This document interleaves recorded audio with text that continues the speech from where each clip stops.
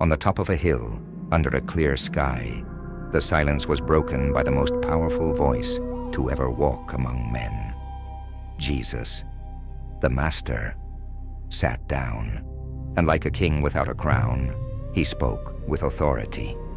What he would say would change the course of humanity forever. Crowds gathered, men, women, elders, and children, those who had lost everything, and those who had nothing to begin with, all of them yearning for hope.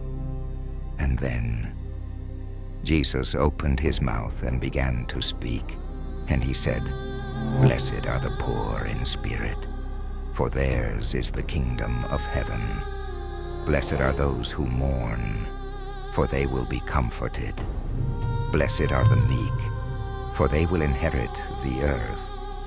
Blessed are those who hunger and thirst for righteousness, for they will be filled. Blessed are the merciful, for they will be shown mercy. Blessed are the pure in heart, for they will see God. Blessed are the peacemakers, for they will be called children of God. Blessed are those who are persecuted because of righteousness, for theirs is the kingdom of heaven.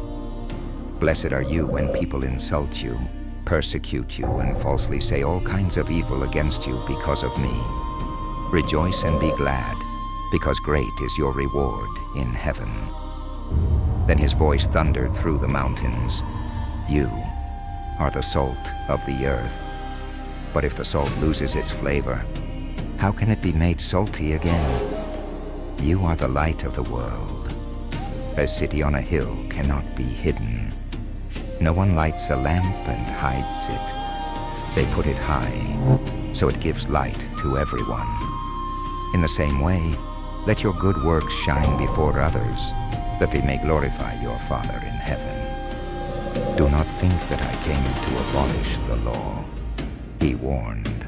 "I came to fulfill it. Until heaven and earth pass away, not even a comma will disappear from what God has spoken." Then Jesus looked into their eyes and began to reveal a deeper kind of righteousness, not one of appearances, but one that comes from the heart. You have heard it said, "Do not murder." But I tell you, anyone who is angry with their brother is already in danger of judgment. Hatred, contempt, resentment, they also kill. You have heard, "Do not commit adultery." But I tell you, whoever looks at someone with lust has already committed adultery in their heart. And if your hand or your eye causes you to sin, Jesus said, "It's better to lose a part of your body than for your whole body to be thrown into hell." Silence in the crowd. You've heard, you can divorce with a certificate. But I tell you, unless there's infidelity, you are causing adultery. You have heard, "Do not break your oath." But I say, don't swear at all. Let your yes be yes, and your no be no, because truth needs no decoration. You have heard, eye for eye, tooth for tooth. But I say, do not return evil for evil. If someone strikes you on the cheek, offer the other. If they take something, give them more. And if they force you to walk 1 mile, walk 2. You have heard, love your neighbor and hate your enemy.